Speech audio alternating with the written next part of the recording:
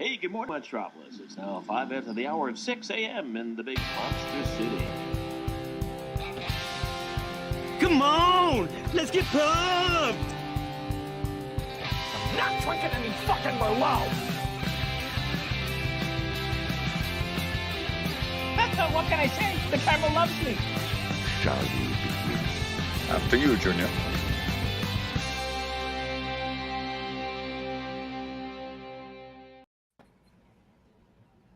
Hey, welcome to Logged It, episode number 53. We're talking about fictional bands, movie bands, artists. So you can't pick Queen, or as Albert was ready to pick, Ray Charles from the hit film Ray. Can't do it. It's got to be fictional. So this is going to be fun. Lots of options. I saw some smack talk online about how we wouldn't be able to come up with 10 different options. You know how many movies there are with fictional bands and artists? There's a lot when I was researching for this. So it'll be cool. Cody, you're here, and I'm very excited to have you on because of reasons that I don't want to say, but we'll talk about later when we get to the list. So how are you doing, sir? I'm fine. It's kind of weird, like you replaced Boatman with like a more annoying version of Boatman. Like Payson's here, so that's weird. It's gonna be a fun night. Zach is like my mortal enemy in this community, and Albert is a passive aggressive Kingsman. So I'm not gonna have a lot of fun tonight, I don't think, but I like doing Logged It because I normally can't do Logged It. So back-to-back weeks, it's fun time. That's fair. Catch Me If You Can, damn classic. So you should get back to that as soon as you're done watching this. You pause? Catch Me If You Can. Wow, that's impressive. We appreciate it. We appreciate the view. Payson, you are back. How are you doing tonight? I'm doing good. I feel like it's been a while since we've both been on together, and I'm excited to just talk movies with you. I do have to correct Star Drew in the chat. That debut came out in 1996, not 1997, so get your facts straight, Star Drew. Oh, man. It's okay. He doesn't know when a studio released a movie. Shame on him. It's okay, Star Drew. Let's go to Zach. Zach, welcome back. Last time we had you on, we had you on for Movie Pets, and you picked Bud. I don't know why I let you back on the show, but I did. And you look like you're sporting a glass of Chardonnay, maybe? Definitely a white one. Instead of my normal beer, I'm going real, like, sad suburban mom tonight. Ooh, I'm going wine. Drunk fat dad. So. I got water. If Air Bud had formed a band, he would be my pick. That should be a spinoff. I don't know why that hasn't happened. They've got to play instruments in one of those Air Buddies movies. Like, it's got to have happened. Air Buddy. Air Guitar Buds. They go Air Guitar Air Band Bud. Something. Albert, what do you have in that mug? Yeah, I'm same like Payson. I just have water. But yeah, I'm excited to be here. It's been a while. A fan of the show, so I'm glad to be back on the panel. Awesome. All right, well, we're going to start the show off the way that we do every week, which is we're just going to talk about, some movies, our favorite movies that we logged this week. And Cody is going to kick us off. Cody, what is your favorite movie that you logged this week? I haven't really watched a ton of movies this past few weeks. I've watched some TV, so I'm going to dip back a little bit. I'm going to go with a new release this year. I think Zach Ford has he did not enjoy this movie, I think. But I'm going to go with 2022's Scream. I like the movie.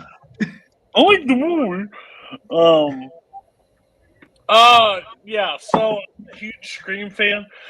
I like 4 of the 5.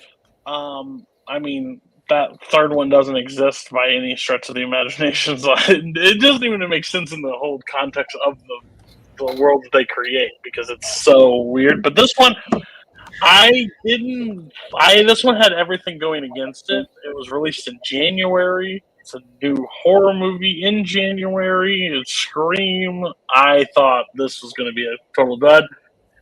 And they were able to keep it going. They were able to keep it going. They were able to bring characters back, add new twists and turns to it. The same exciting thing. I think how they're able to do the same kind of opening in every movie of Scream, but still make it so effective. It just works.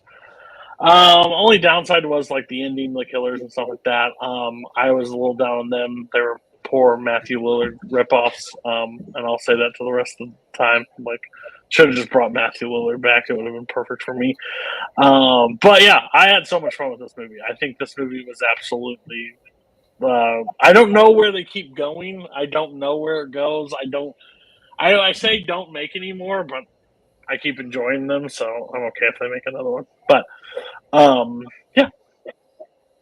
Yeah, I enjoyed this a lot in the theater. I liked it less when I rewatched it at home, but I still enjoyed it. I think it's a good movie. I like the kills in it. I really like the hospital scene, which the movie's still fairly. I mean, it's 8 months old now, so I don't want to spoil anything. But there's a scene with a kill in a hospital that I really, really like. I thought it was super effective. And just like the moodiness of the scene and the lighting and everything, I thought worked really well for this one. It's a little too meta this time around to the point where it almost hurts it, but I like what it's making fun of. Like, it's basically telling all of the fanboys who like got all pissed off about The Last Jedi to suck a dick, and I kind of fucking love that. So like, I like the movie a lot. I think I gave it a 4 out of 5, and I would stick. Can Scream be too meta? That's a question. I'm just curious. Find out this Thursday. So yeah, no, I'm a big fan of this. I want to see more, because I do like the series, and I like the new people that they brought in. The new what's her face, who's been in like 4 horror movies this year. Jenna Ortega. Yeah, big fan of her. I really like her in this and in X. So I'm excited to see her come back. And the In the Heights girl, everybody complained about her. I thought she was good. I liked her in this. So yeah, and I had never seen The Boys when I saw this, but now I've watched The Boys, and I really like. Is it Randy Quaid? Is that his name? Jack Quaid. Randy's the crazy one. Randy Quaid's a very different person. Randy Quaid is a very different Christmas Vacation. But yeah, no, I'm a big fan. So I want to see more, but I hope, like Cody, I don't know what they're gonna do, but I'm gonna watch it. So, Payson, did you like this one? I really liked this one. Like Cody, I also got scared when I saw this was a January horror movie. I was like, well, we'll see what happens. And I was pleasantly surprised. I think bringing in the Ready or Not guys was a really breath of fresh air and a way to continue this franchise. I forget the name of the character, but is Mindy the girl who's like really obsessed with movies? Yes, yeah. Okay, yeah, she's my favorite character. But yeah, I really love. She's the new Randy, right? Yeah, essentially the new Randy. Randy was the best character back in the day. I think. I think what this movie does have to say with like the meta elements about like modern fandom is really good. No spoilers. The opening kill, a character does something that all I will say is she had it coming, and many people in this community know exactly what I'm talking about. So. Yeah, very, very good movie. I have no idea. If you look at Boatman's review, it's a terrible, terrible joke about this online community about cheating during movie trivia. Oh, get over it. I would have Googled too. Zach, what do you think? The life is on the line. You should add all these sources you have. You should know who played it and stab you, moron. I like the movie. I don't know where Cody got the idea that I didn't hate it. Or that I hate it. I enjoy the movie quite a bit. At this point, being the 5th one, you kind of know what you're getting. The madness is to be expected, but it's becoming like extremely on the nose, which can be a little like, yeah, I get it. But it's still enjoyable. And it's still like able to function as a horror movie to where I felt like really uncomfortable after watching. I was like convinced my wife was standing on the stairs with a knife after I finished Scream. There's no knife in hand, but she was standing awfully creepily on the stairs. But it's enjoyable, and I do like the cast. Jenna Ortega gave one of my favorite performances of the year in The Fallout.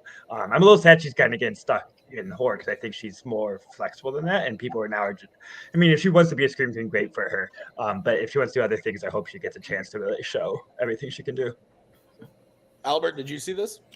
Yeah, I saw it. I didn't saw it in the theater. I saw it at home. But I like it a lot. It's probably like my third favorite of the Scream films after the original and the fourth. But I still like it. I like the meta elements and everything, like everyone have said. I like Jack Quaid in this film as well. And I am genuinely curious where they go with this. I don't know how much more meta they can go because I feel like they have to take a new twist to it.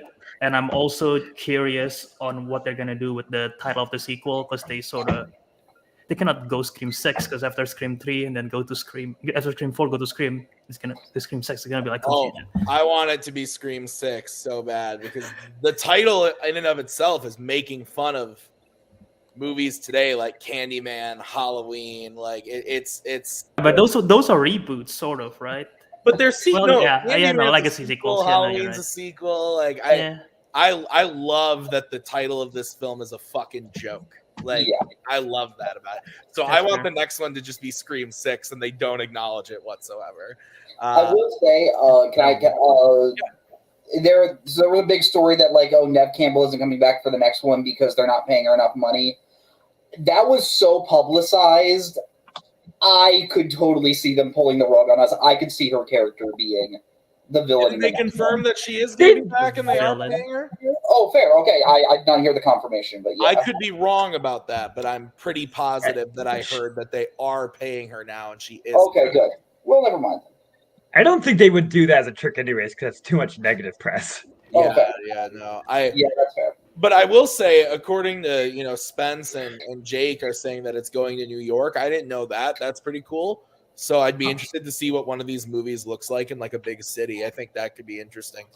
Okay, so Payson, let's move on to you. What's your favorite movie along this week? Yeah, you brought up Ray earlier, Tim. And speaking of another 2004 Jamie Foxx film. Nice. For the first time, I watched Collateral. Collateral's awesome. Like, I love this movie. I think Michael Mann directs the shit out of it.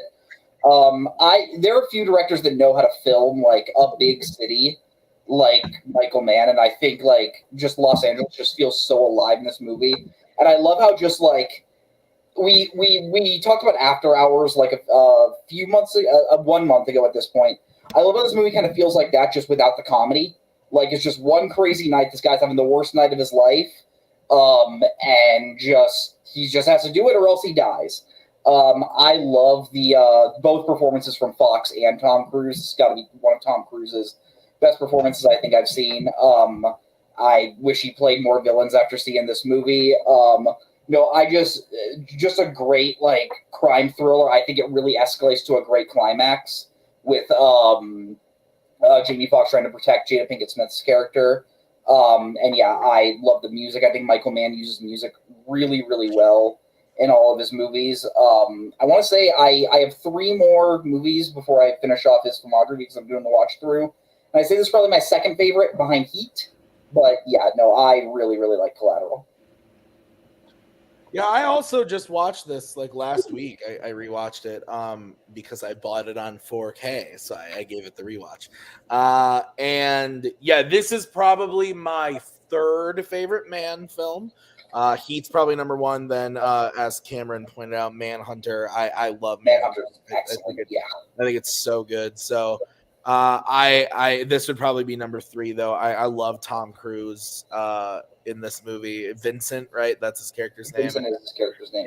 Is just he's so good, and he's so fun in the movie. But Jamie Foxx is also great.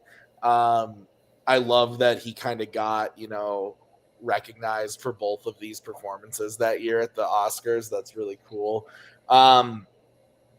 Yeah, Michael Mann does shoot LA just like the best. it really is like when you look at like the way he shoots LA, it's very reminiscent of like the way that like Scorsese feels about New York, in the sense that like they don't shoot them the same way, but like you get that passion from just the way that they film the movies. So I haven't seen all of his films, but I would be hard pressed to say that based on the ones that I haven't seen, that this would be surpassed by anything else that I haven't seen. So yeah, I really like this one. It's a lot of fun. Cody, what do you think about Collateral?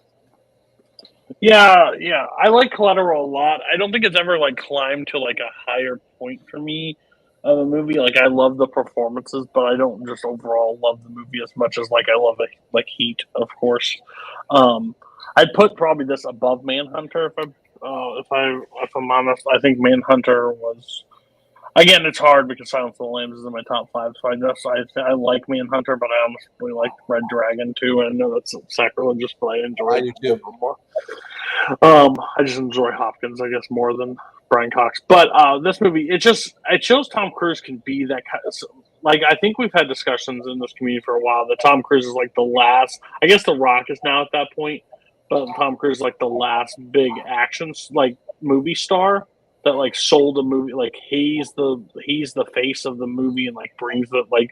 So like him when he does like these roles, like I wish he did more of them. And so like the blockbustery stuff he does, because when he actually like plays a villain, I think he can play a great villain like any kind of movie. So I think this is like a perfect example of that. But yeah, Collateral's great. Jamie Foxx and him are both like outstanding in this movie.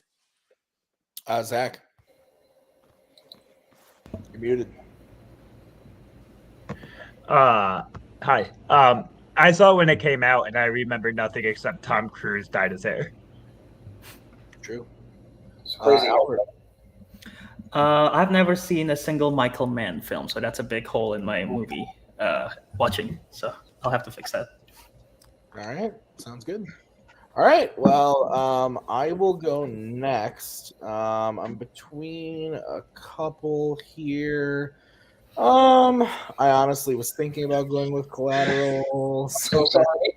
No, it's okay. It's okay. It opens up my horizons a little bit. There's like a.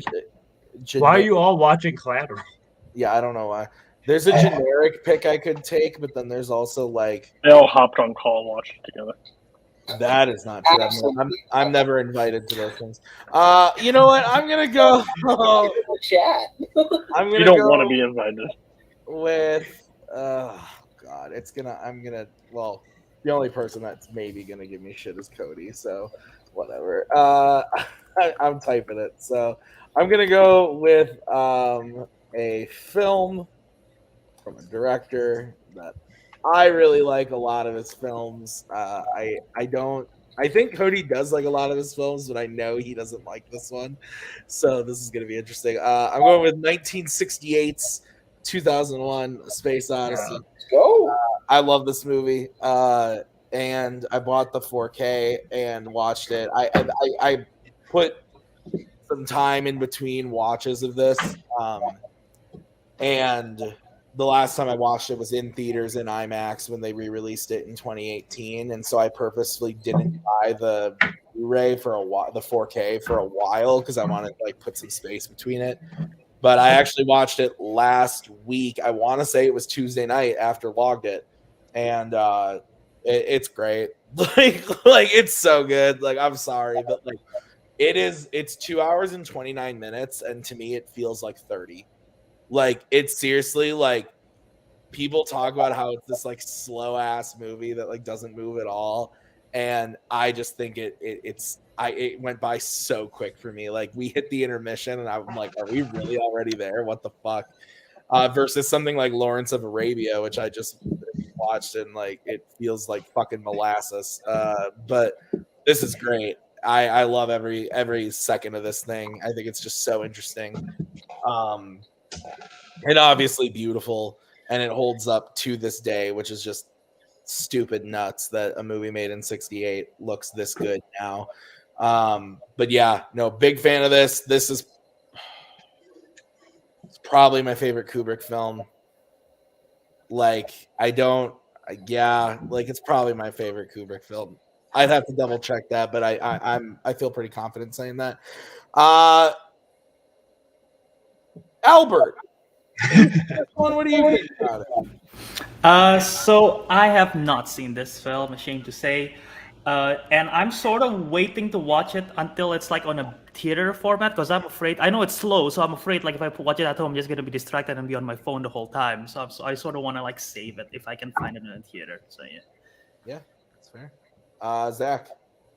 I need to watch a Refresher Eyes, which I plan on doing soon. But I watched it, I don't know, probably like 10 years ago for the first time in my young, immature eyes. Had trouble fully comprehending it, but I think I am a different viewer at this point and able to experience different things. I just remember my main takeaway then was like, I feel like this belongs more in an art museum than a movie theater in its abstraction. But I think I'll have a new opinion as I see it now. So I'm an old wise man now. Fair. All right. Let's go to Payson. What do you think about this one? Yeah, movie's a masterpiece. Like, you don't need to hear it from me. Like, I think this movie is incredible. Just such a genius use of visual storytelling. Like, there's so little dialogue. Like, the dialogue is only in there, like, when you need it.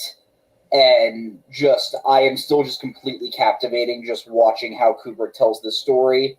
I know some people aren't a fan of the first 30 minutes with, like, the gorillas and stuff. I love that. Like, I could watch, like, even longer of that if I'm being honest. No, just, like, the score and how he uses orchestral music is incredible. It's been a minute since I've seen it. Like, Zach, I'm also going to watch it in, like, 4 weeks again to refresh myself. It's not my absolute favorite Kubrick movie, but I still absolutely love this movie. Yeah, I looked at the list, and honestly, my number 2 is probably either Paths of Glory or The Shining. This has got to be the first. I think this is number 1. Cody, go ahead. If I could pick like top 5 movies that are completely and utterly overrated and overhyped for every like moviegoer going into it, 2001: A Space Odyssey would probably be in the top 3. And that's no shot in itself, but the fan base around them and what people talk about it, it's not like, sure, if you stumble upon this, that's one thing, but like you going in after hype, it just doesn't live up to the hype for me at this. Kubrick is literally the classics PTA for me. He's so hit or miss. Like, I love half of his movies, and I can't stand half of his other movies. I think, like, Clockwork Orange, I think, I can't think of the Barry Lyndon. People have told me to just not watch that. Oh, you should. It's one of his best. But how angry I'm going to be at it. But this movie, I think, is boring. I think it's fine.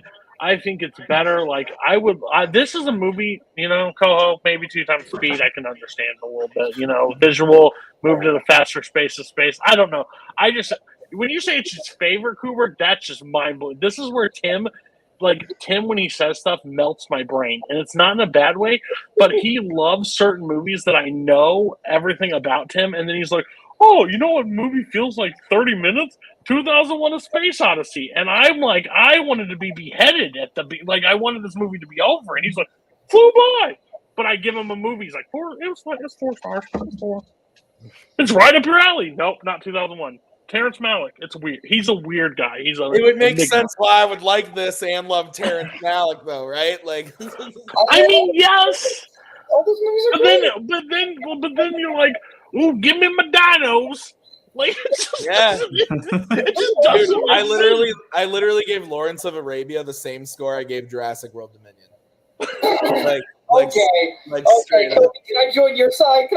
No, Tim is just a movie apologist. Tim loves just what he loves, but it doesn't make sense. It's not it's like getting 2 things at a buffet that don't go together. But he's like, I love both of them, and he's going to eat both of them. So hats off to Tim. That's why he's my friend. French toast sticks and mashed potatoes on the same plate, baby. Let's go. Okay, so let's move on. We'll go to Zach. Zach, what is your favorite movie along this week? So I'm not going with this, so don't write this down, but I do have to continue my bit.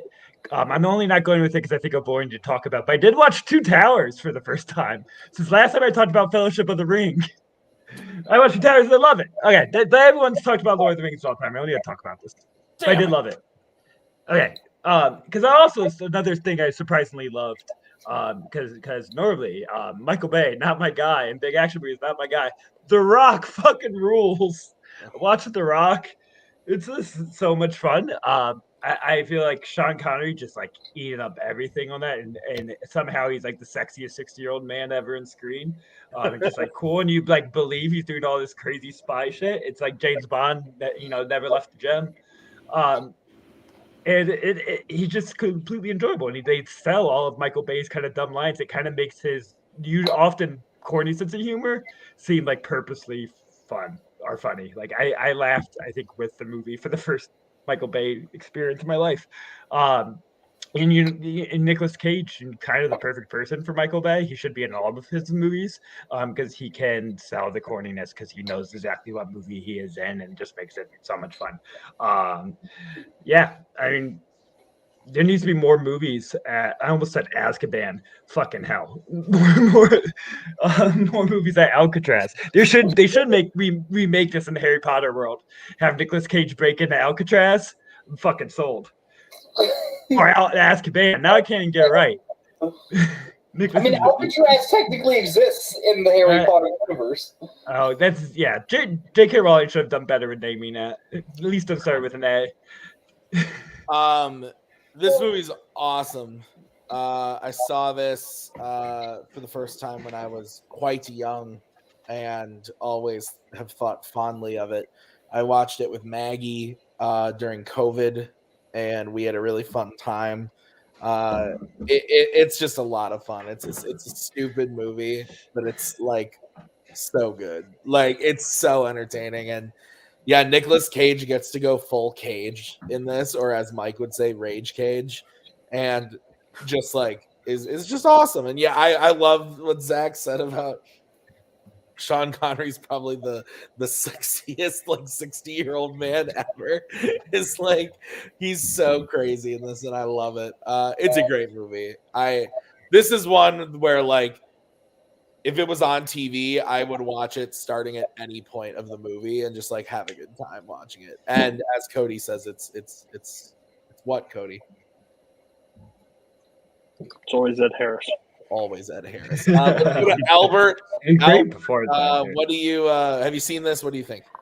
I have seen this a while ago. I'm not the biggest fan of Michael Bay films, mainly because the ones that I've seen are the Transformers ones, but this one is one of the better films that Michael Bay has done. Like I echo like everything you guys said. Sean Connery is fantastic in this one. Nicolas Cage is a lot of fun, and I recall the ending being very nuts. So yeah, that's all I can say about The Rock, really. Cody, what do you think? I mean, you're talking about classic cinema here. Old Connery is the best Connery. I've said that numerous times. I think just because he's already like completely just you believe everything he says, and I think when he shows up and he's got that long hair and he just turns around, you're like, this is the most ridiculous movie possible, but it's great. It's got one of my favorite movie quotes of all time in it, and with the prom queen. And I just think this movie is it's one of the perfect movies. It falls in line with like Speed for me, Die Hard with a Vengeance, like those movies that are just perfect 90s action, just cheese but they rise above, like it's better than the like every other day action movie in this movie. It's an always watch when it's on. So great choice. Zach, come from Zach.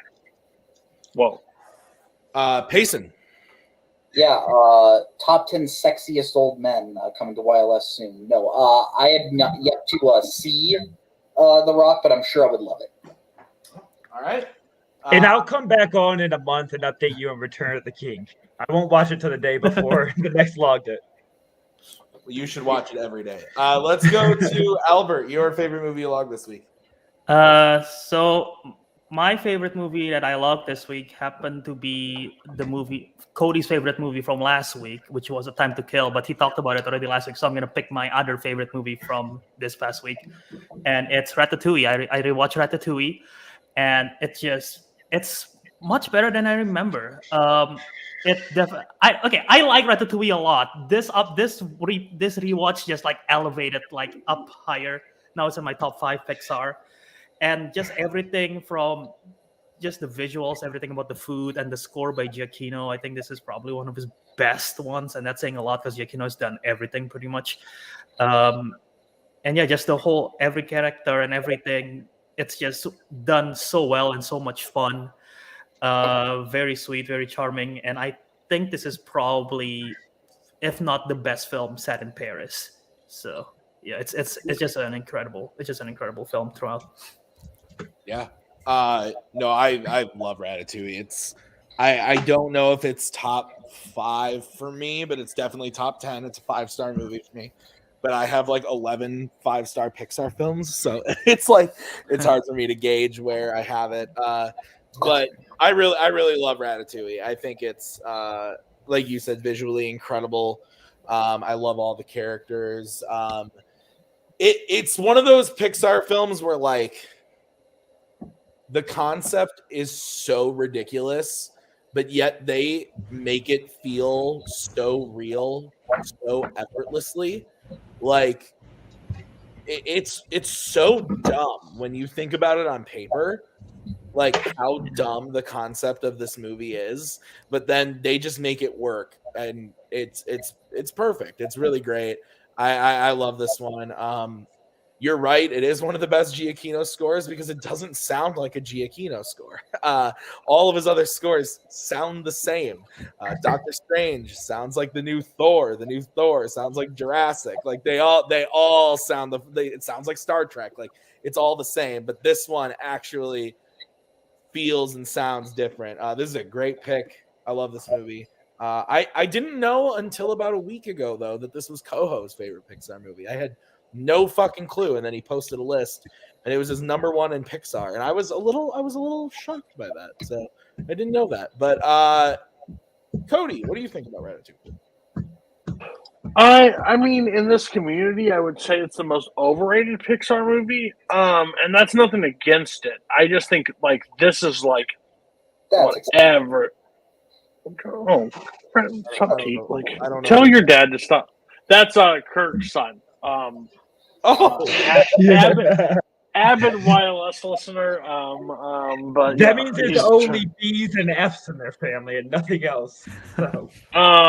Like he grades his dad's Christmas gifts and goes, "That sucks." Anyways, I think this is a very overrated in this community.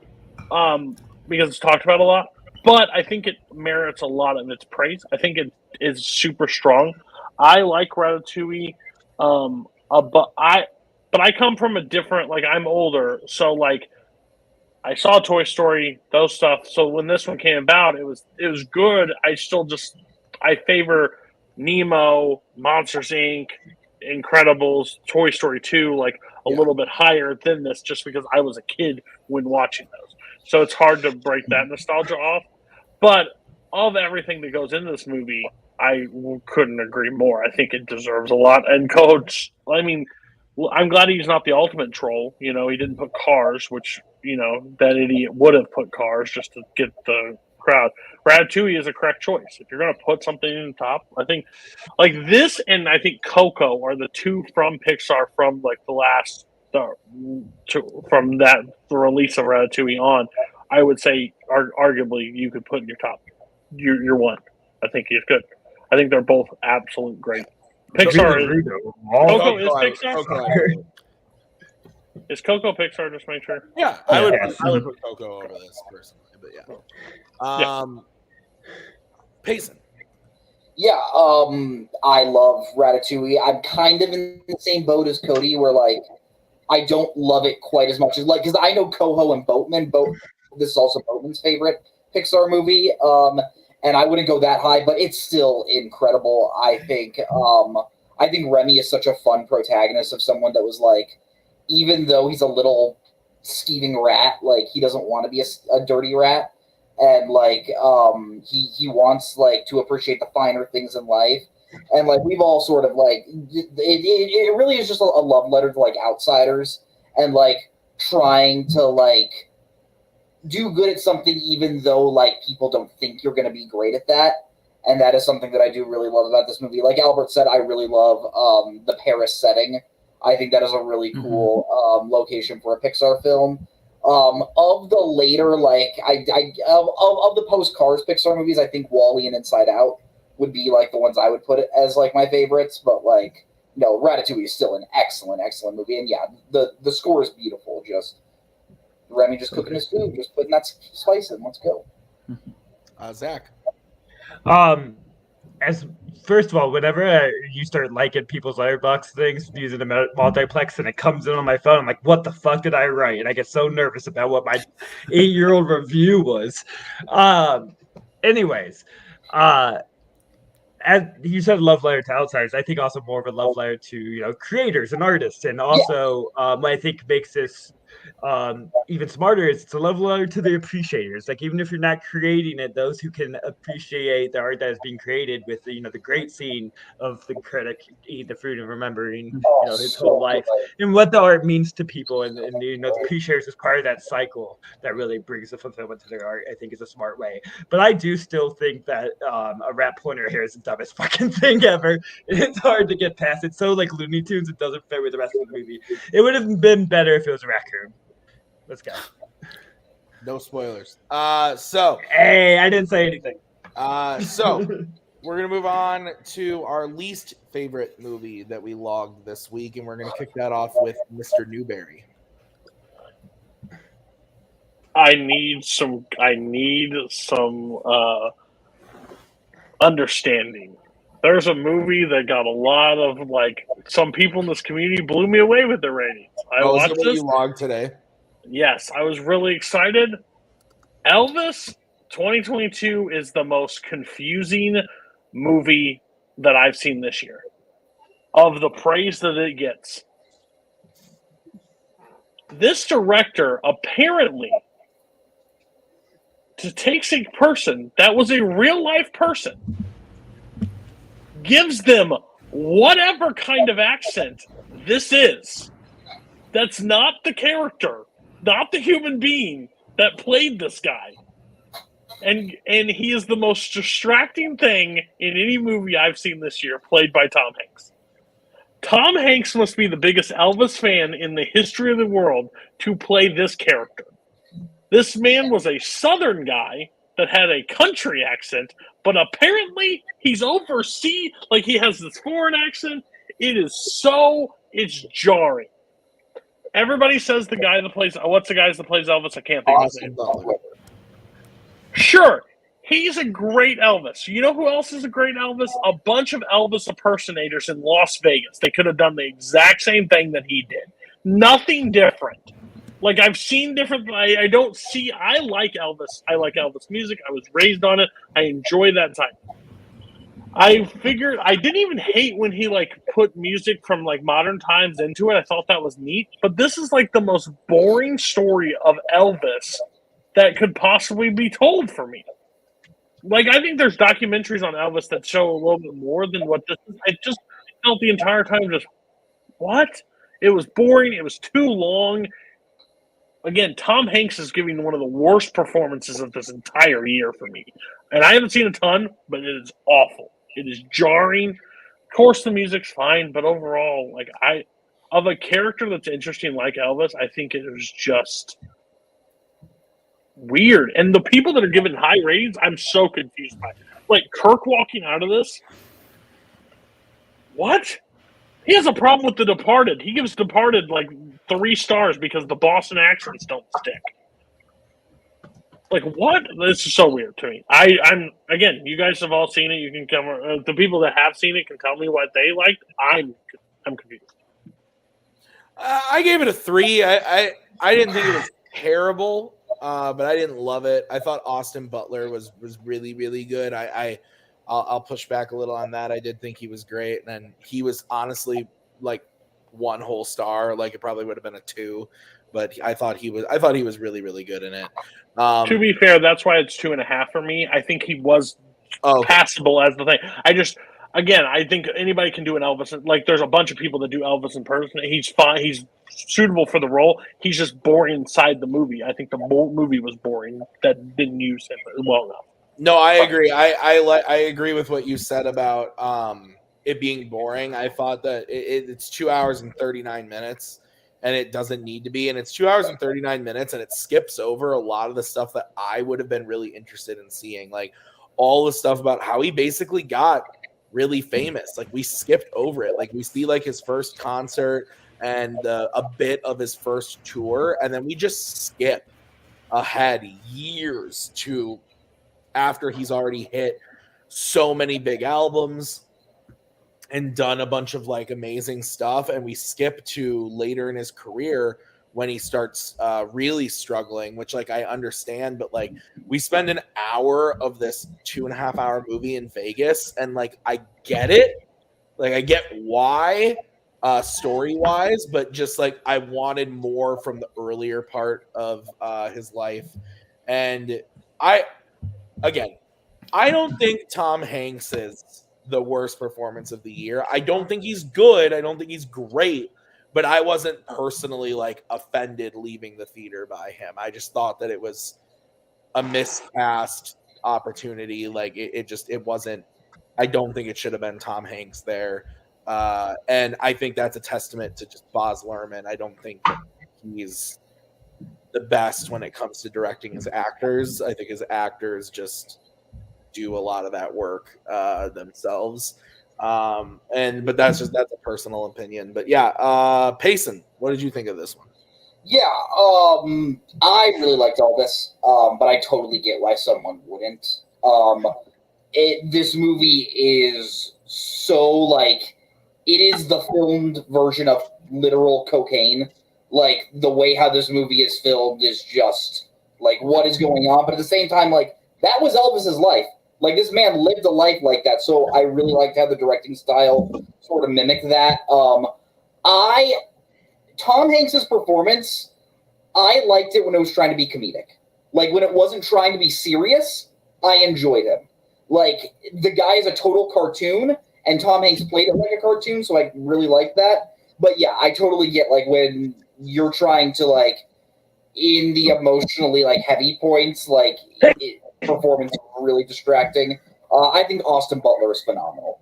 Like, I think the way how he captures Elvis is incredible, and I think, like everyone said, this movie would not have been as watchable if it wasn't for him. And I think, like, that final performance of what's the song? Unchained Melody. Like, it doesn't work if the movie hasn't worked for you up till that point. And yeah, I really like this movie. I do want to jump in real quick and just I want to address something you said, which was I remember I was sitting in the theater. So the only Baz Luhrmann movie I haven't seen is Australia.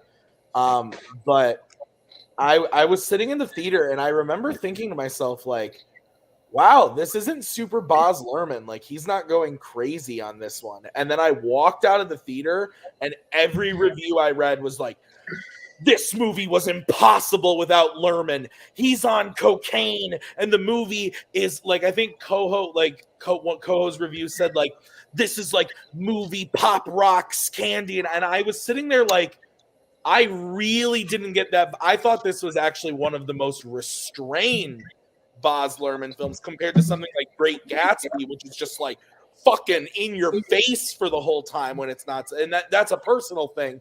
I was just really surprised to hear you and Koho and a bunch of other people say like that this would have been impossible without Luhrmann, that he was unchained and it's awesome.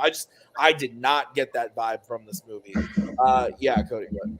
I just want to tell you, yeah, because that's what the thing I saw too. Because I've seen his movies, and that they don't work for me because they're all over. I thought that's why I put in the private chat. I said, "Is being on cocaine boring?" Because I was sitting there the entire. You're saying it's like on cocaine and crazy. This is the life of excess, but it was almost like it didn't live in excess. Like it didn't. It was sporadic and it moved fast, but overall, the whole movie it jumped all over the place. I think is the most chaotic thing. It jumped. And we stayed for a while. I was just like, I thought this was like a boring version of like what he does. I guess. I don't know. It was just weird. I didn't get that. Zach, did you see this? Nah, I haven't seen it yet. I got Albert. nothing. I haven't seen it either, and after hearing this, I guess I'll push it in the back of my watch list now. Well, Payson liked it, so you. Yeah, I really liked it. I'll put it in the middle of the watch list. Then. Okay. The Kingsman liked it. You'll like it. Maybe. I'm just saying, just because we didn't like We are not it. Okay, so let's go over to Payson now for your least favorite. Yeah. So me and Taylor have a thing going on. We're calling it Shit Movie Saturday, where every Saturday we decide to go on a list of like what is one of the worst movies of all time, and decide to watch that movie. We decided to watch the Canadian Canada's Pride, if you will, Tom Green, and the 2001 comedy hit Freddy Got Fingered. This movie's not good. Pretty damn terrible, if you ask me. Not like, I'll admit it wasn't like the worst thing I've ever seen, mainly because maybe like 1 in every 20 jokes hit, but it's still awful. Spence, I'm going to stab you in the neck. This movie, if you do not like gross out comedy, and if you do not like movies that have any sense of a point, this movie's not going to be for you. There is a scene where Freddy wants to be... by the way, Tom Green's character isn't even named Freddy, which pisses me off. His character goes to Hollywood, pitches his cartoon, and the person he's pitching it to says, you can't just make a series of scenes that escalate in scale and have it have no point. People are not going to like that. This is a meta movie because the entire rest of the movie is just an hour and a half of Tom Green showing you why this doesn't work. Now, this sounds like it could be okay in theory. It's not. The gross out humor is awful. I wanted to puke at certain moments. I'm not going to explain what it happens. Just a lot of stuff with animals. The reason why this movie is called Freddy Got Fingered is not explained until like an hour into this 90-minute movie's runtime, and it's kind of despicable because of that. The movie should have ended like an hour and 10 minutes in, but it just keeps on going. Spence, no, because adaptation has a point. This movie's a crock of dog shit, and I hated it. I've never seen it, but Mike gave it 5 stars, and so did Jake. Of course he did. There's a sort of thing. So did Jake, and Nazario gave it 3.5. If you're a fan of anti-humor, you might like it. Like, if the idea of Tom Green seeing a horse and jerking off the horse is okay to you, fine. But like, no. Mike Handy also lived this movie, so of course he loved it. Yeah. Zach, have you seen this? No. Pretentious 12-year-old Zach was like, people call this culture. I was never gonna watch this. Yeah. Albert. I've never seen this. I'm looking at the letterbox. I'm very confused by the rating, like fluctuation. It's like all over the place on letterbox. It's insane. So, yeah. Cody, are you there? And have you sorry, I forgot it was Cam, but I was just laughing because of Freddy Got Fingered. I never watched it. It came out. I saw it. All my friends liked it. I just didn't. The title didn't sell me. So the title just not a fan. So I just was gonna pass on that altogether. So. But you know what? I mean, patients doing this to themselves. You know, if that would have been in my house, it'd be called Divorce Saturday because we wouldn't be together if we just picked shit movie. That's so dark. Not fair.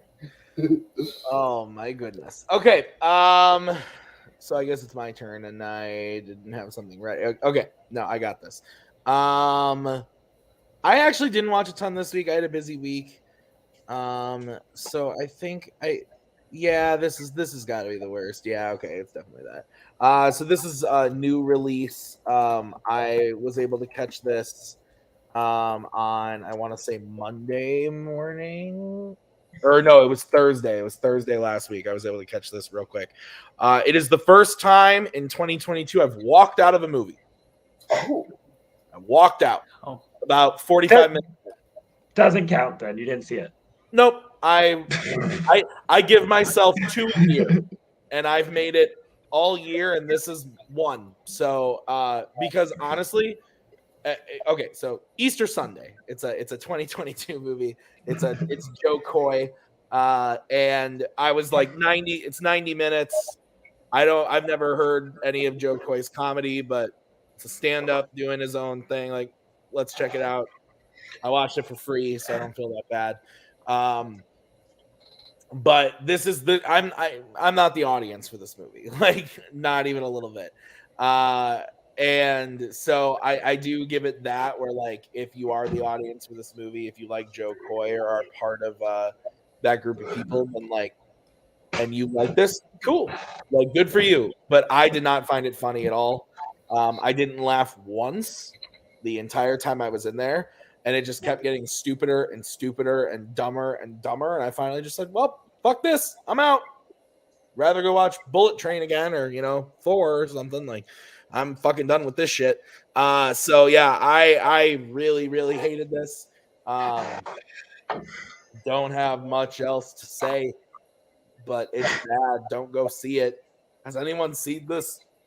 No, but Garth has made one of my favorite comments ever. Oh my. I have not seen this. Probably won't. Maybe I will. I didn't know it existed until I was like looking up tickets for a Monday night movie. I'm like, what the fuck is Easter Sunday? No, 100%. Yeah. I thought I would have thought it was a Pure Flix movie. I think that's where my mind went. Yeah. That's what I thought as well when I was looking at like Box Office Mojo for like upcoming releases, and I saw, it's a movie called Easter Sunday, probably a religious movie. So Yeah, I thought this was like a full hour comedy special. I didn't realize an actual like film with plot until Tim reviewed it on Letterboxd. So. No, for real. Okay, well, Tim apparently dropped. Tim will be back. Well, there he is. Speaking All right. up here. Yeah, no, I just like totally went out there. Okay. So let's move on to Zach. Oh yeah. So my 3-year-old son he's got really good movies. He's been in the movie theater 3 times. It's been a great experience. He's a great movie theater kid. He's had lovely times. He is now getting to the point where he has a voice in what he wants to watch. Like, he's seen like commercials and trailers, and before I was able just to curate everything. So he really wanted to watch the movie Luck, because there's a black cat and we have black cats. He just calls it the cat movie. But we watched Apple Plus's Luck. Honestly, the movie's kind of fine. Like, the emotions I think kind of work, but the world building is like pure nonsense. It wants you to invest in this like world of luck. Like, it's this Pixar movie that takes you into the unseen worlds, and they're like, we're gonna be like Pixar. Everybody also always wonders, what does the world of like where everything is lucky and like filled with leprechauns look like? And they think it's so magical, but it's just super stupid, and none of it makes any sense why it would function that way. But I do think there is a heart element that kind of works. The voice acting I also find really pretty bad. They seem on different planes. It doesn't seem like they're ever really talking to each other. It sounds like they're all recording in separate booths as it is. So maybe that's in the mixing more than the performances. I don't know, but it not a great movie. But you could do worse. I'm sure I'll see plenty worse when Theo tells me to fucking watch Emoji Movie or something. I haven't seen this, but there is one review from somebody that logged it, follows on Letterboxd, that gave it a 4.5. And the beginning of the review says, Pixar has been reborn in the form of Skydance animation on Apple. That was one Dominic Rizzi said that. So, what the fuck do we know, guys? Has anybody else seen this? I haven't seen it. I have not, but I love the marketing campaign behind this of saying from the mind that brought you Toy Story and A Bug's Life. Yeah, he didn't direct this. Yeah, who's that mind? Apple TV. Why don't you tell me who that is? Because he didn't direct it, so why are they even advertising that? That's what I was wondering. Yeah, no. Anyway. All right.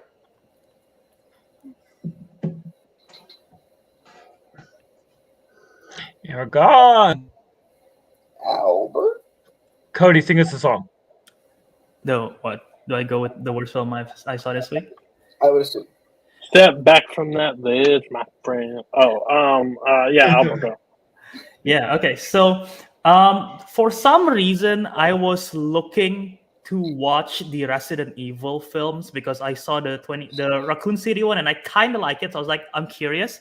So I went to HBO Max. I just scrolled through it, and I clicked on a film that, based on the picture, I thought was Resident Evil. Turns out it was Underworld. So I watched Underworld, and I started. So I was like, screw it, I'm just gonna finish it anyway. And the film wasn't good. The film wasn't good. Kate Beckinsale was fine. The only redeeming thing. What did I miss? He said that he started watching the Resident Evil movies and went to HBO Max and clicked on he started watching it. It turns out it was Underworld. He watched the entire movie. It looked like the graphics. I just skimmed through the graphics. I just clicked on it. Which one did you click on? The first one. I didn't even pay attention to the title. I just looked at the picture. I thought it was Mila Jovovich or something, and I just click it. I was like, okay, that's not Mila Jovovich. I don't recall Kate Beckinsale being in this film. Like, it would have been way better if you clicked on the third one of the Underworld and had no clue. Yeah, no, but yeah, no. I mean, I started it, so I decided to finish it, and yeah, no, the film was it's very mediocre. I didn't find it fun. Some of the only redeeming stuff might be like the visuals and like some of the fight, seeing like Bill Nye trying to throw hands as a vampire. I guess is kind of cool, but aside from that, it's okay. There is nothing redeeming about it really. So yeah, not a fan.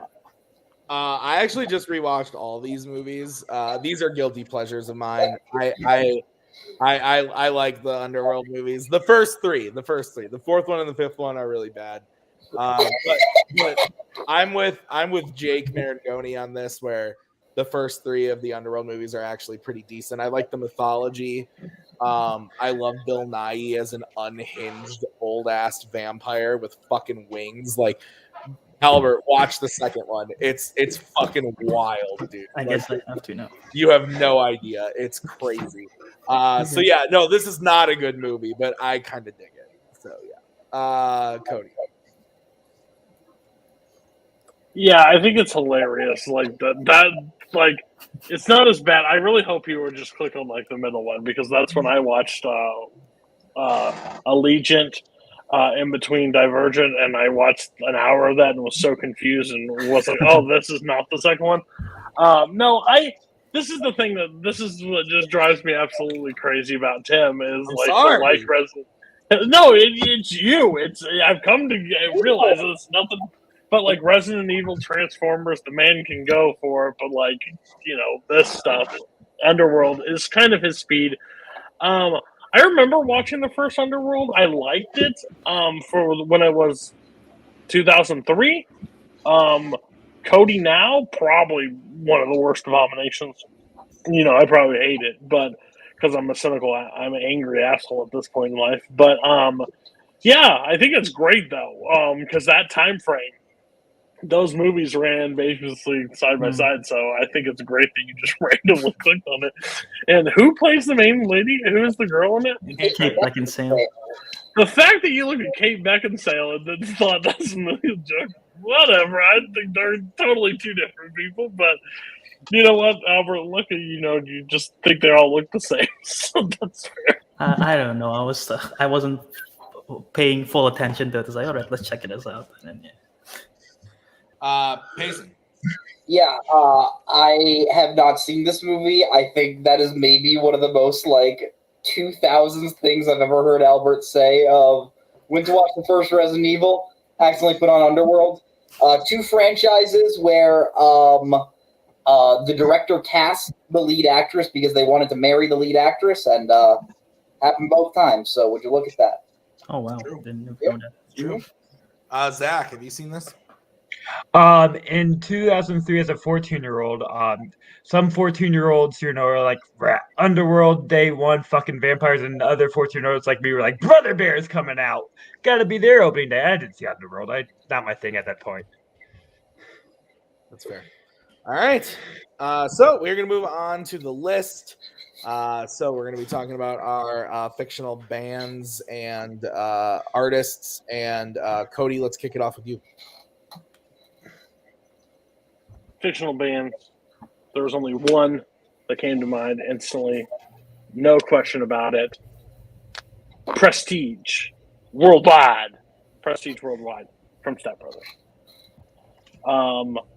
I was gonna go with Uptown Girl, the Billy Joel band that they take over for, but Prestige Worldwide in Step Brothers. The beautiful vocals of Brennan, the drums of Dale. They were, they were apart. They had to grow up. They had to become adults, but then they come back together to perform at this the Catalina Wine Mixer. They also have another hit, Boats and Hoes, where they have to wreck a boat, and they do an amazing rap on top of that boat before it happens. So I don't think I'm waiting for the sequel where they go on tour. Yet to come out yet, but I'm pretty sure it's coming at some point. Yeah, so Prestige Worldwide, definitely my first choice. There was no question which one I was going to pick first. So yeah. Prestige Worldwide. The Nina, the Pinta, the Santa Marina. Yeah. It's the fucking Catalina Wine Mixer. Yeah, last night, Cody and I were talking about this, and he goes, yeah, I've got this idea, but I think I'm going to pick Prestige Worldwide. And I was like, holy shit. That is amazing. Like, more than your picks. That is such a good fucking pick. Like, I would never have thought of this, and I love it. Boats and Hoes. It's so good. I love this movie. One of my favorite watch-alongs we ever did was also one of our least viewed watch-alongs was the Step Brothers one, but I had so much fun watching that movie. Maggie hated it. Oh, I think she hated every watch along, especially. But me, you, and Nick quoted this. I fucking got wasted watching Jurassic Park and spilled rum all over the couch. So that was one of the better watch along moments. But no, this is a great movie. I love the movie, and I love this joke in the movie. So yeah, great shit. Okay, Payson, what do you think? Boats and Hoes. No, this choice is great. I came to Step Brothers last year. I watched it for the first time, and I loved it. Like, I think this might be the best Adam McKay comedy of the Will Ferrell oeuvre. It might be my personal favorite. But no, I think just John C. Reilly, like, loving his character, just loves his drums so much, man. They're his soul, and just being able to live out his dream. There's a Prestige Worldwide shirt on Last Exit to Nowhere, and I thought about buying that, but I haven't yet. But yeah, this is a really great choice. Zach.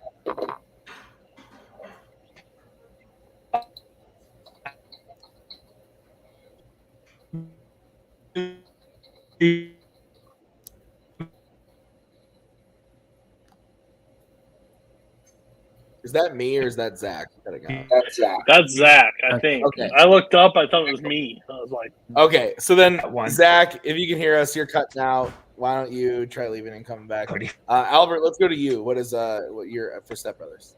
I haven't seen Step Brothers. I didn't even know there was a band, but I'm gonna have to check this out now.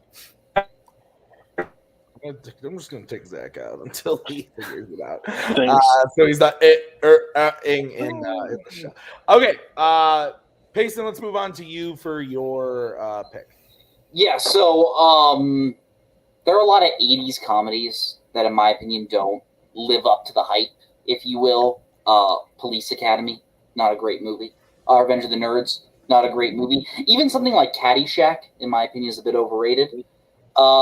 An 80s comedy that absolutely is as funny as people say is Spinal Tap. Movie is genius, and hands down, when I heard this topic, this is the one I wanted to take. The titular band of Spinal Tap, you could show this to someone that didn't know this was a documentary tell them, hey, there's this 80s band called Spinal Tap, they'll watch it and they'll be like, maybe until the end, they might say you're lying. But, like, throughout the majority of the movie, they'll be like, yeah, this is probably something, because, like, this is what you hear musicians were like back in the day. They were just these arrogant, like, assholes, and just, like, when you see in this movie when, like, their career starts to downward spiral, it makes it all the more hilarious. The fact that, like, they've had, like, 60 drummers because they all unexpectedly die, because that's just, when you look at the history of rock bands, like, that's what happened. The drummer just randomly dies sometime. When they're going through airport security and the bassist is stopped because he had a cucumber wrapped in aluminum foil in his pants is hilarious. The song Big Bottom, like, that is legit an 80s hair metal song you could hear back in the 80s. I'm guessing the Stonehenge joke is hilarious. Everyone knows Going Up to 11.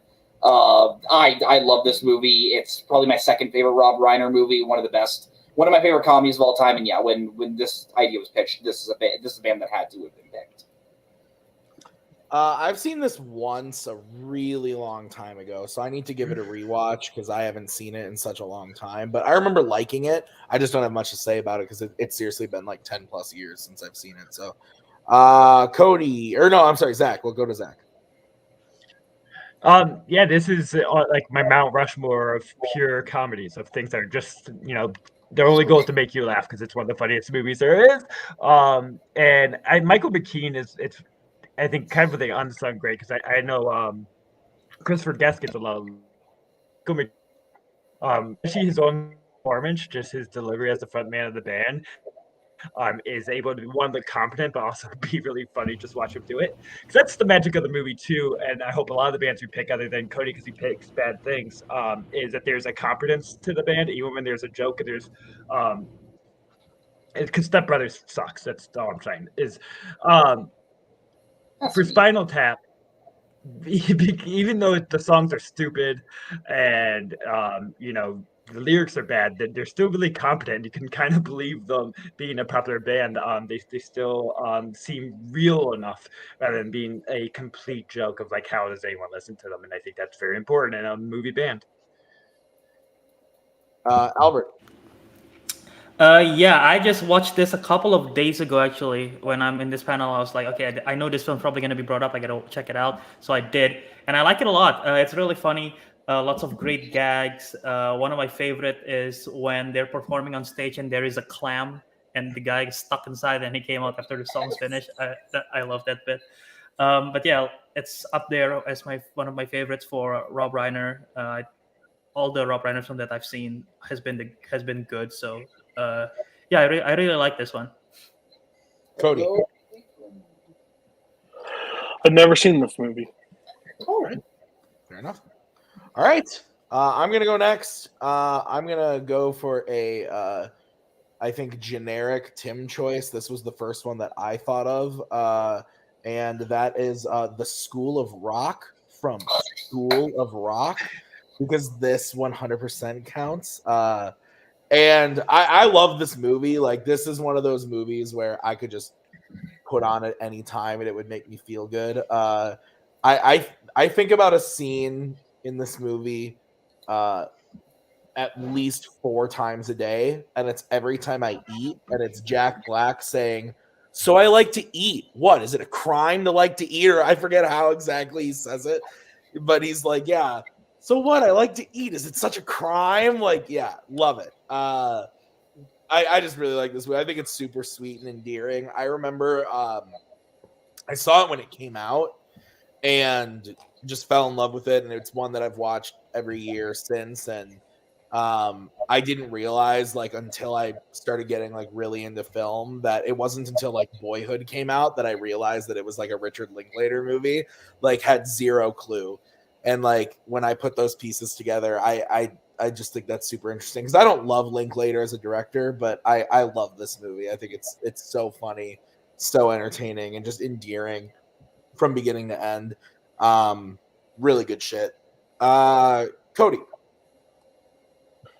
This is one of the movies that I probably watched a ton growing up. I bought this movie in a Toys R Us. Nice. And I I absolutely love this movie. I probably need to watch it more, but I watched it so much as a kid, I pretty much have it repeat. I think, honestly, I think the parts I like about this movie most is when they're not a part of the band, if I'm being real. But I mean, when they're teaching about it, like, I love when he's like quizzing all the people about bands and stuff, and he's like, Puff Daddy. It's like, no! I love when he like shows up to class the first day. He's like, I was hungover. You know what that means? It means you're a drunk. It means you're an alcoholic. No, it means I was drunk yesterday. Like, it's so just Jack Black's comedy in this movie just works so well, especially when he's teaching the bands. He's like, I play the cello. Well, cello, you got a bass. It's just so much jokes, and like when him and Joan Cusack like go to that bar and he like plays the music to like get her to let him go to the thing. There's just so many good moments in this movie, and I think this movie made a lot of people tighten up on who to let substitute teach. So, so yeah, but great choice. I didn't even think about it, but this is, and even the music that they do sing in this movie is really good. Like it's really good. The original songs are good, like really good. Good choice. Yeah, that's the other one that I'll do a lot. Is just like his whole song that he like when they're like, "You have a song?" He's like, "Yeah, I got a song. I've been working on something," and he does the. In the end of time, there was a man who knew the way, and no one the legend understand. It's just so good. I love this movie. Payson, what do you think about School of Rock? This was gonna be my second choice. Like this, I love this movie with all my heart. Jack Black is so good. And yeah, just this absolutely counts. Just taking these like private school kids, just making them, just introducing them to a new passion is great. The sticking to the man scene, always makes me laugh. My absolute favorite part is where Lawrence, the kid that plays on the keyboard, just says, "You're a fat loser who has body odor," and I'm just just the delivery of it is great. Weirdly, this is the movie that introduced me to the song "Memories" from Cats, because Miranda Cosgrove sings it. That she's not a great singer. Like you said, the scene with Joan Cusack in the bar. I love Joan Cusack in this movie. Like, she is so funny. But yeah, I think this is a great choice. And honestly, up until this year, when I watched Before Sunset, this probably was my favorite Linklater movie for many years. But Before Sunset has surpassed it. Zach. I didn't research for this at all, just with the stuff on top of my head. And you guys are listening to all stuff that never occurred to me. I should have. School of Rock rules. And, you know, it's the best Jack Black movie because it's like the most Jack Black movie. High Fidelity is the best Jack Black movie, but it's not really his movie. But anyways, it's Jack Black getting to really do what he does best. It's, you know, better than the Tenacious D movie Pick of Destiny ever could be. So this really is his Tenacious D movie. This is him doing that persona, but with kids. He should just tour at kids. I easily could see them like remaking this movie every 10 years, just Jack Black and some new kids, and just probably will rule every single time just because it runs on pure charisma. Yeah. Albert. Yeah, it's been a while since I watched this. I don't remember much of the songs. I remember the jokes and moments that you guys are describing, and I remember liking it. It's just been quite some time that that I don't remember everything, but I do like it. So yeah. Cool. All right, Zach, we're gonna go to you. Hopefully, you can make it through.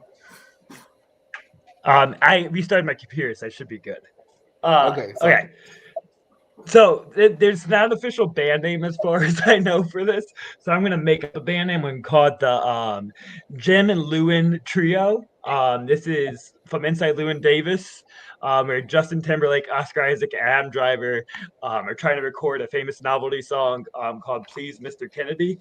It's really only rules because you know, everybody loves Adam Driver and have different ideas of what his best performance is, but him just doing the deep baritone and "Please, Mr. Kennedy" is probably the best performance of all time by anybody. Just the whatever, like woohoo. He should have been his whole career. Like that was it. That was the prime. His apex easily. But also watching like Justin Timberlake kind of being a folk trio and kind of making it work. And that song is supposed to be a joke, and it's supposed to be us, Lewin selling out in a way. But it also kind of rules. It's still an enjoyable song and fun to listen to. And I think that's purposeful because Lewin is kind of a pretentious asshole and he's supposed to be seen that way. And I don't think this movie is anti-selling out. I think it's like Lewin probably should be doing this and not be so against it, but he holds his pretension so high and he has his reputation so high that he can't do this, and then he fails and he never amounts to anything. And sometimes you gotta make pop for the masses, and it's okay because people enjoy it and it's funny.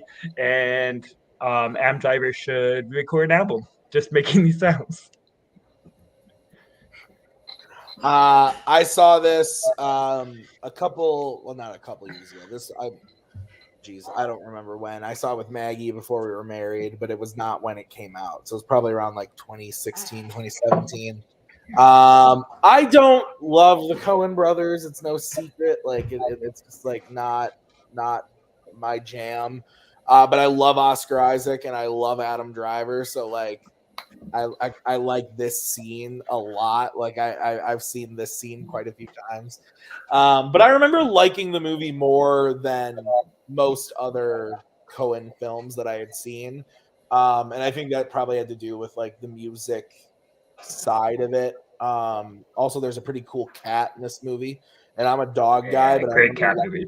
But I remember liking the cat in this movie. Maggie's review was literally just a cat emoji. So that it had an impact on the film.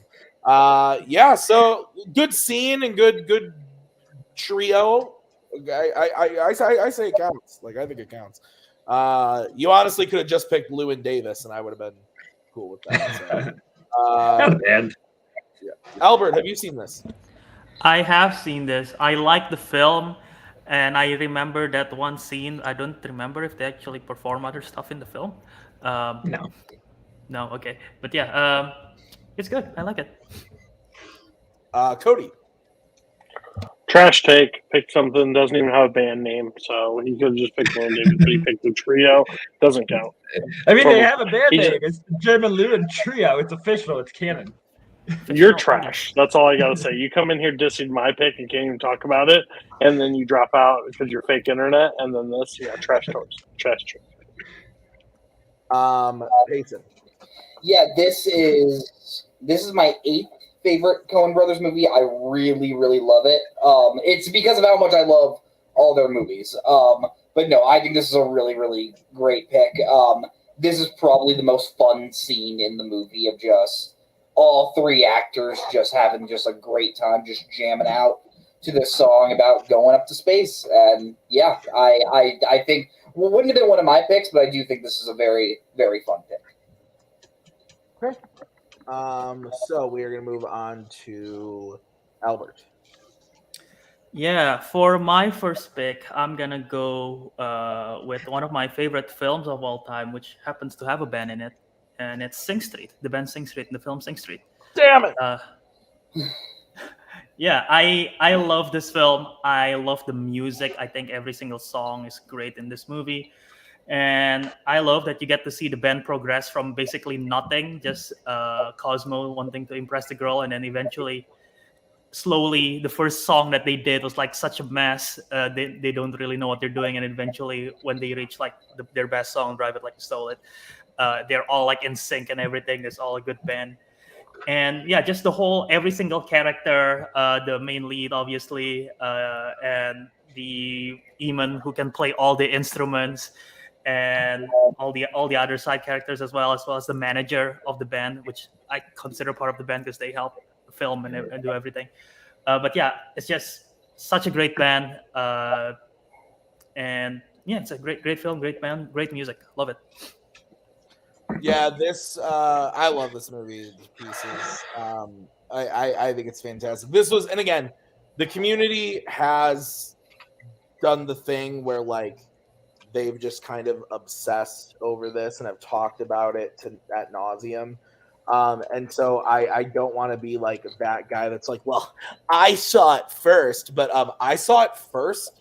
I saw this in theaters when it came out. It came out the same day as Captain America: Civil War, and Maggie and I were like 2 of 8 people in the theater.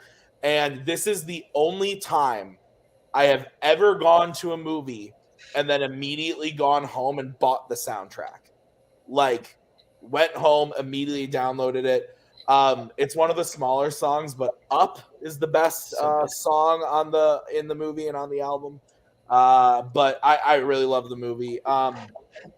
It's definitely my favorite of the 3 Carney films, but I really like this one a lot. So great pick. This was going to be my second pick, but I figured someone else would take it. So there we go. I still get to talk about it. Cody, go ahead. I'm just pissed off because this is my second choice. Not really. I've come around on the movie. I don't think the movie is bad. I don't think it's as great as everybody says it is either. I think this movie is fine. I think the music's okay. I don't love all of it. That's just not my kind of music, I guess.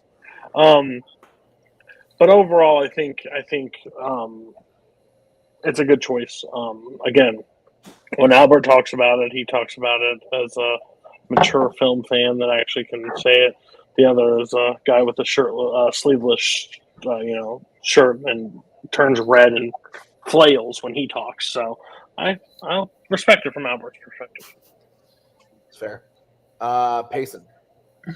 Yeah, I was thinking about taking this one, but I didn't want the eye rolls from Cody, and so I was like, I probably shouldn't take this one. But so thank you for taking it, Albert. Save me some stress. But no, I think this is a great pick.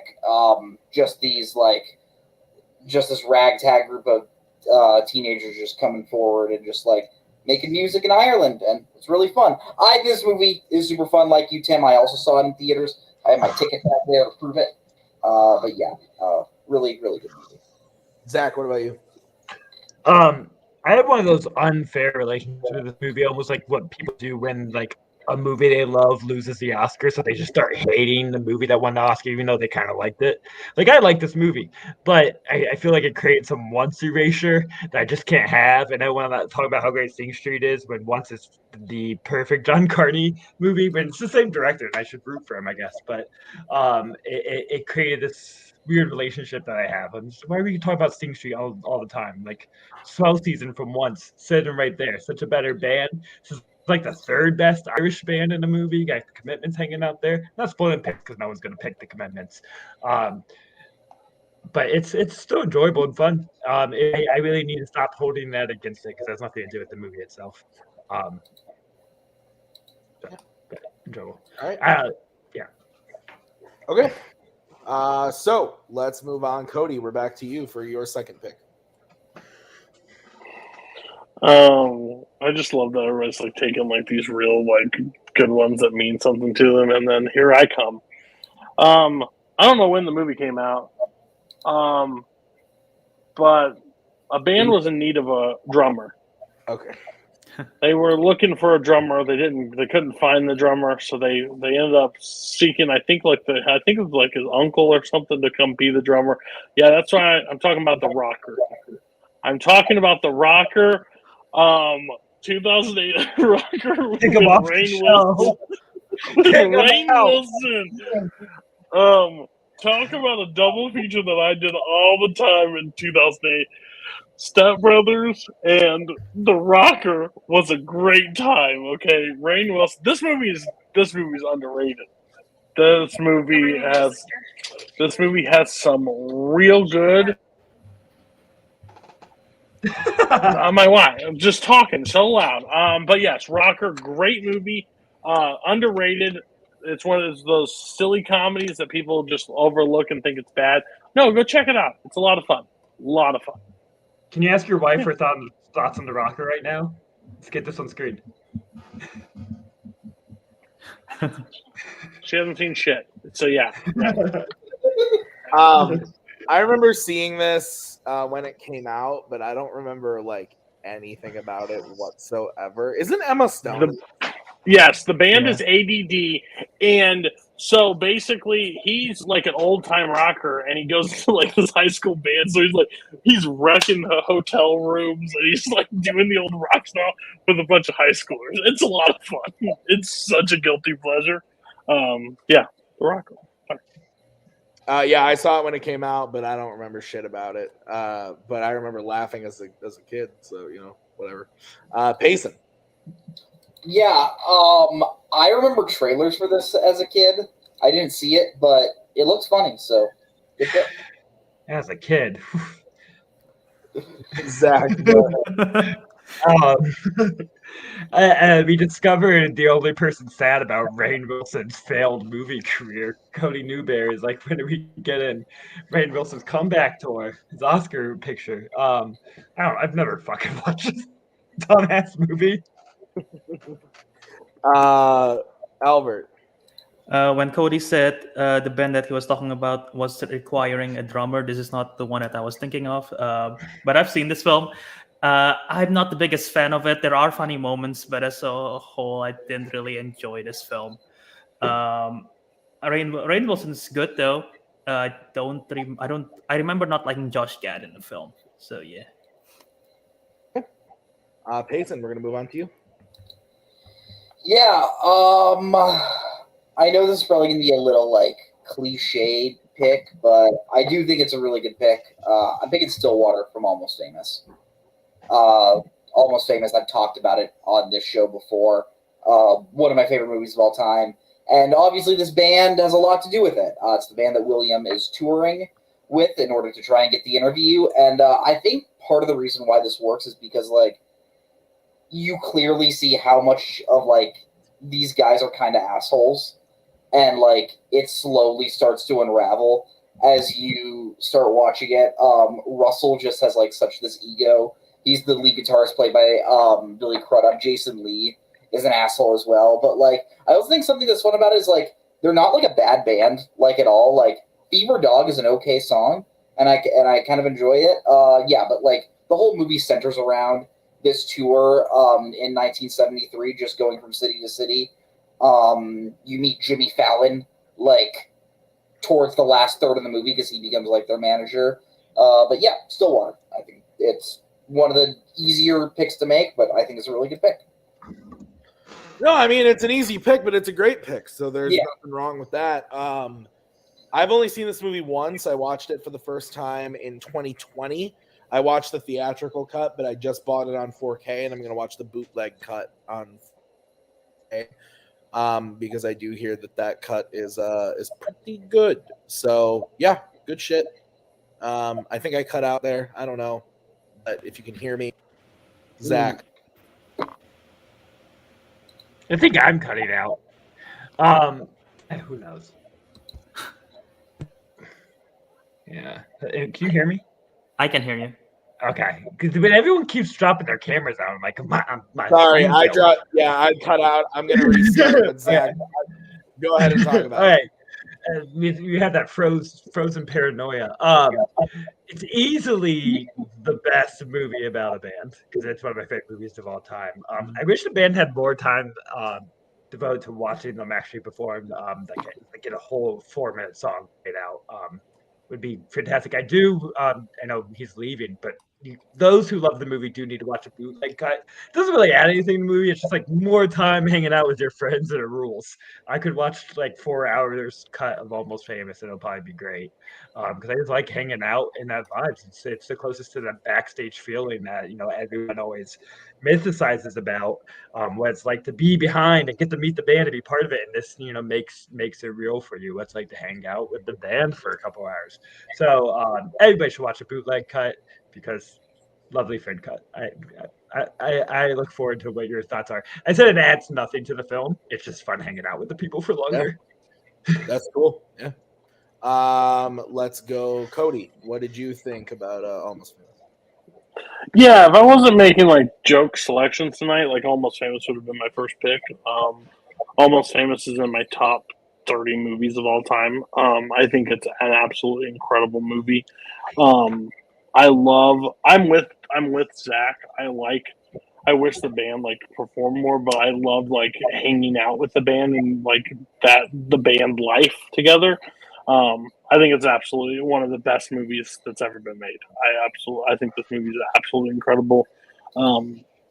Yeah, great choice. It should have been. It clearly deserves to be on this list. So, good choice. If you can hear me, I'm cutting out again. So go to Albert next. Albert. Yeah, I agree with everything you guys said. Great film, great band. I love seeing the whole dynamic of all the different characters, and just like on tour and everything, and like the scene in the bus everyone knows about. But yeah, iconic band on the top of my list as well. So yeah, good pick.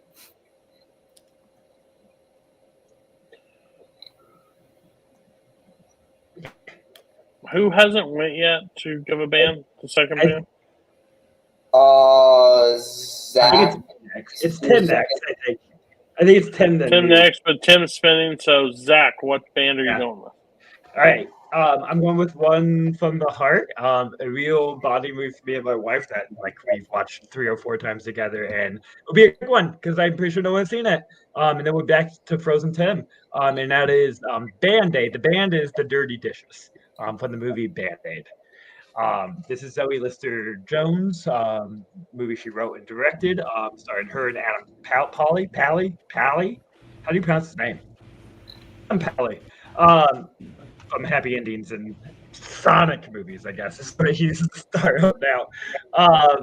Anyways, it's a movie about a married couple, that have some issues as all married couples do in their past, that they decide to hash out all their arguments, their fights, singing songs together, and they decide to make a band, and they kind of have different goals of what this band should be.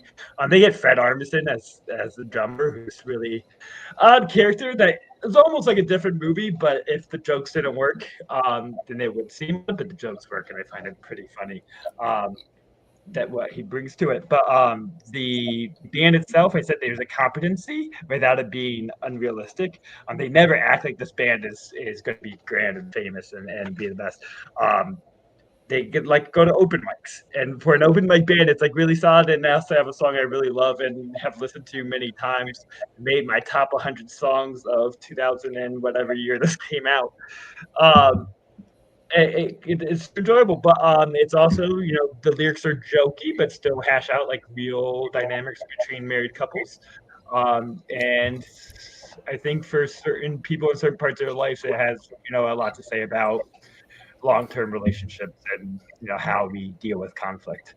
But it's a great movie about people that just want to like play music to feel something again. What was the pick? Sorry. The band is the Dirty Dishes from the movie Band-Aid.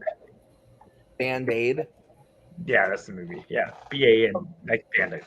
Yeah. When did it come out? 2017. 17 or 8. 17 is the Letterboxd. It might be 18. Okay. I do not see that movie on here at all, but I believe you. Oh, no, I found it. Okay, 2017. Band-Aid, 2 separate words. Cool. Okay, I have not seen this, but I'm going to be calling my internet company. Has anybody else seen this? I don't watch trash movies. I'm cutting out again. I've never heard of this. Yoda, if you can hear me. We can still hear you. What? Have you seen this? I have not. Nope. Okay. Cool. So I think it's Albert to finish besides Tim? Yes. Yeah. Okay, Albert, what is your band? Okay. So I'm gonna go with another sort of personal pick to me, and today's topic is fictional bands and artists, right? So it doesn't have to be like a straight band. So this is Albert's about to take what I was gonna take, so go ahead. Okay. Well, it's sort of a band, but more like a music group. Yeah. I'm picking the Barden Bellas from the Pitch Perfect films. Okay, already had it loaded up. Okay, I was perfect. Take it. God damn it! I hate my internet. Go ahead, Albert. Well, yeah. I love this. I love this group. I love this film. I personally think that the character dynamics of the whole group is improved upon in the third film, but I know that's a hot take. A lot of people disagree with that. I know it's a hot take, but I do like it a lot. And yeah, I mean they sing covers, but they also mash up those songs, which is a lot of fun to listen to. The finale song that mix up Price Tag with "Don't You Forget About Me" in the first film is just top tier. And yeah, just literally using no instruments, just vocals, and the whole music is just great. And yeah, the whole cast. Anna Kendrick obviously is good. Rebel Wilson, I like her a lot in this film. Brittany Snow, everyone really good. Yeah, I love this movie. The first one, the second one is kind of really bad to me, but I get why Albert likes it because he likes Haley Steinfeld. So, and I think I'm cutting out again. So, yeah, he's cutting out. I guess I'll go next. I didn't think about this. Yeah, the first one I had fun with. I do have fun with. I know it's popular to hate on the trilogy of this. The third one's an abomination. I'll just say that.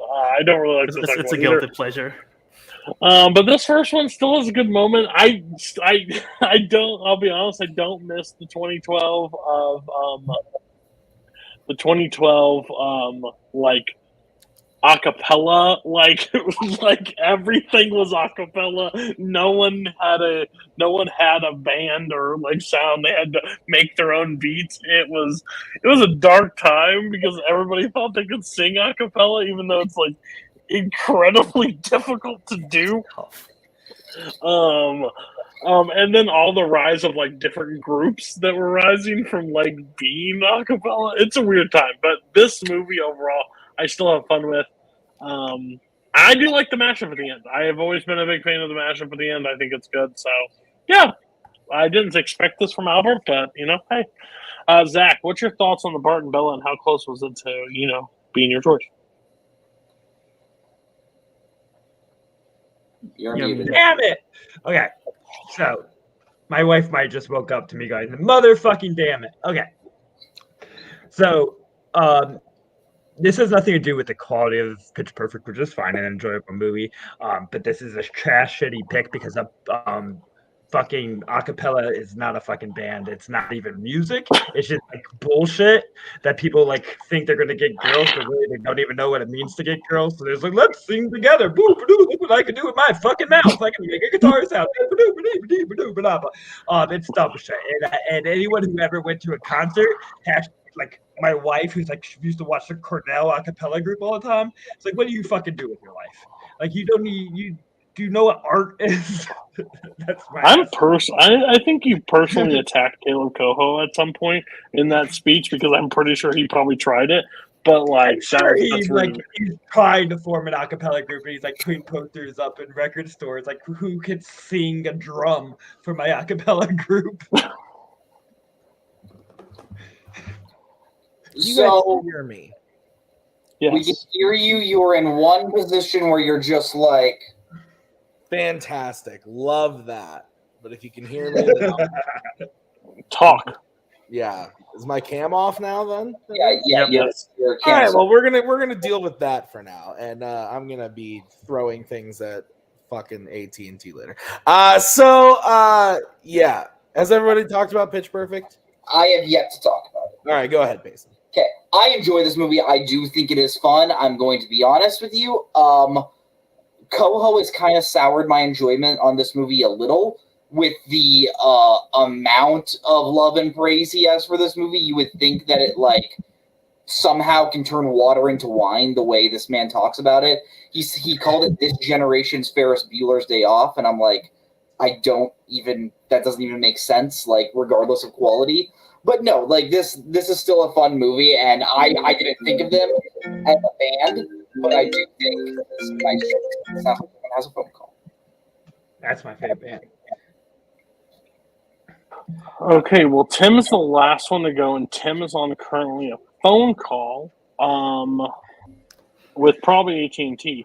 Well, Tim picks the Emmett Otter Jug Band from Emmett Otter Jug Band Christmas. That's Tim's pick, he told me. He did not. I have his pick. I see his pick. I don't know if I should put his pick in or not, even though he can't talk about it first. If I can get a sign from the afterlife to put it in. My life is a disaster. Okay. Did everybody talk about Pitch Perfect now? Yes. All right. I'm just going to throw out another one that I was thinking about. I wasn't going to do it because we talked about Sing Street, but they took my other pick, so I'm going to bring this one up. I don't know if they officially named the band in the movie because she's kind of like a solo artist, but I'll go with like Greta's Band is what I'm calling it from beginning to end. I really did you guys mention this earlier? No, he said once, and you picked the other. You left off John Good, the one band that he would have picked.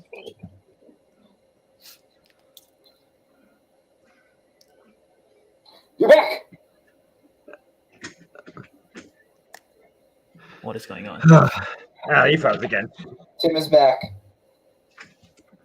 Tim, are you there? Tim looks confused. Maybe I am. I don't know. I saw Zach fall over and then everything. Do you want me to wrap up the show for you, or what do you want to do? Yeah, you and Payson, I guess. I'll sit backstage as long as I can. Talk about it. I like this movie a lot. I don't know why Zach hates it, but I think this is a great movie, and I like the original songs in this movie a lot. And Mark Ruffalo's great. I don't like Keira Knightley, but I think she's good in this movie. So yeah. I have not seen this movie, Cody, but I have heard great things. I know Spence does not like this movie, so it means it will probably be good. So what do you think, Cody? It's my favorite of the John Carney films. I like this one a lot. I just watched it recently. I had a lot of fun with it. I think honestly, if I had to rank them, I would put this once and then Sing Street for me personally. That would be my rank. Once probably has the best music in it for me overall, but yeah, I think this is a really good choice. I don't know if this is like the band that I would have thought of. I just think it's funny that Zach brought it up, and then they chose two of the three and left once off the table. Zach, your thoughts? Yeah, I don't hate the movie, and I mean, honestly, it's probably a pretty bad movie, but I like it a lot, and it's extremely watchable. It's the plastic duplicate of Once. It's the Hollywood version of the story. Functions in a very similar way and reverses the genders. But it just makes it more appealing to the mainstream. But you had John Carney, who is like his whole career is about making movies about bands, and you don't pick his best fucking band, the one band with a real actual musician as the lead. You had Glenn Hansard, one of the best musicians we have, working. He's also in The Commitments. I'm gonna keep bringing that up twice because I didn't pick it. It fucking rules. It's a great movie, and it's definitely about a band. You get like 8 full songs. It's a fucking musical. If anything, we haven't picked any that like functions as a musical, but you pick fucking this. The songs are okay. When the best song is even sung by this fucking band, the best song in the movie is Lost Stars, is sung by Adam Levine and his like fake Mumford and Sons band. I can't remember one Keira Knightley song, but the movie's fine. It's just not fucking Glenn Hansard. He's sitting right there.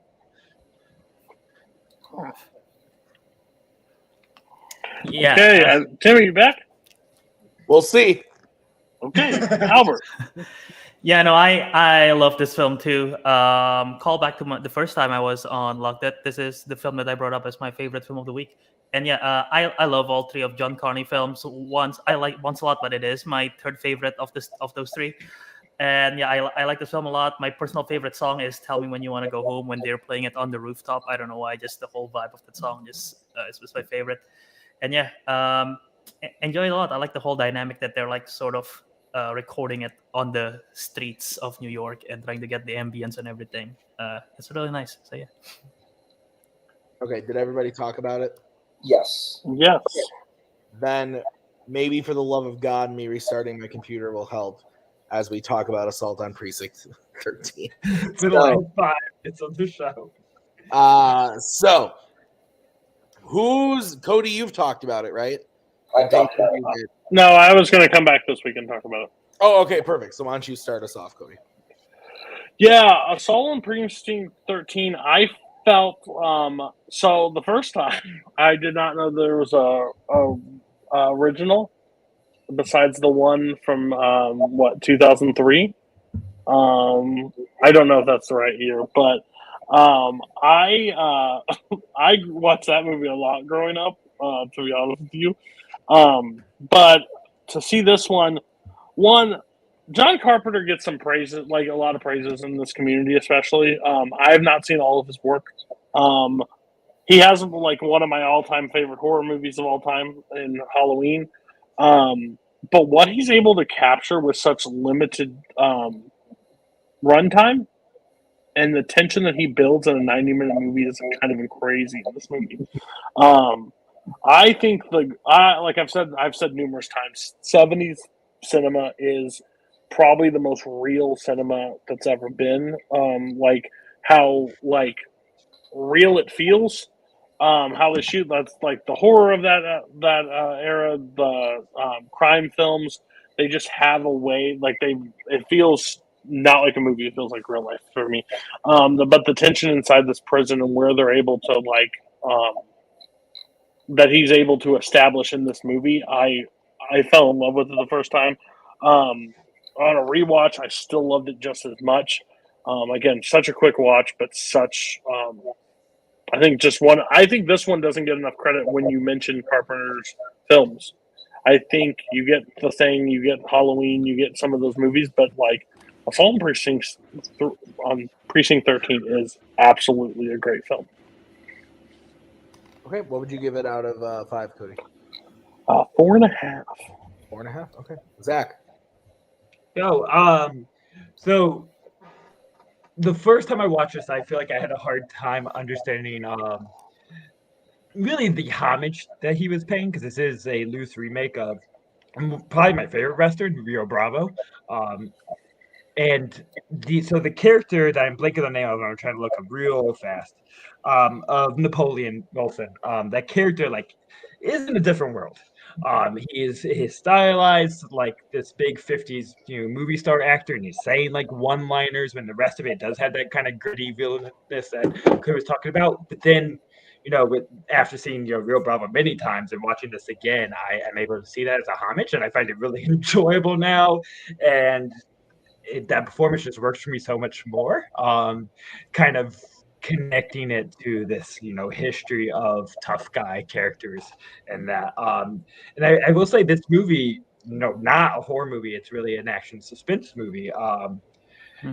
It's still, to me, one of the scarier John Carpenter movies. And a number of scenes, like the ice cream scene, is still like super terrifying. And just the idea of when they look out of the prison, they're out there. You have no idea. They're just shooting the prison guard, and it's the scariest shot just because you're they're hiding, they're coming, they're creeping up on us, and you have no idea where they are. So it's really good creation of that tension using the gang. So really enjoyed. I gave it a 4 out of 5 stars, whereas people of culture would say 8 out of 10. Perfect. Albert. Yeah, I like this film. I like this film. Okay, I didn't love it.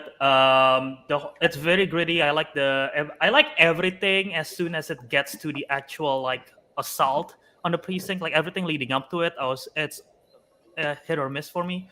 But the actual assault and where they're trying to defend themselves and eventually escape and everything, the whole the different characters teaming up together and figuring out plans and everything is really, really fun to watch. I thought the score is really good too, just the same motifs over and over, but it worked. Overall I like it, but yeah, I didn't love it. I gave it a 3.5. A 3.5. Okay. Mm-hmm. All right. So next week, actually no, we have 2 more weeks of Assault on Precinct 13. So next week is going to be The Death of Me, not only because of my internet clearly, but also because we're talking guilty pleasures, and it's going to be me, Bill, Nazario, and Mike. And it's just going to be the 4 of us And then next month, we're going to do it again at the end of the month, and Boatman is going to host that one with a brand new panel. So we'll talk about that later because we had so many people that wanted to sign up for Guilty Pleasures. What, Payson? He's hosting at the end of the month next month? Yeah. Okay. What? I'll tell you off call. We're good. Okay.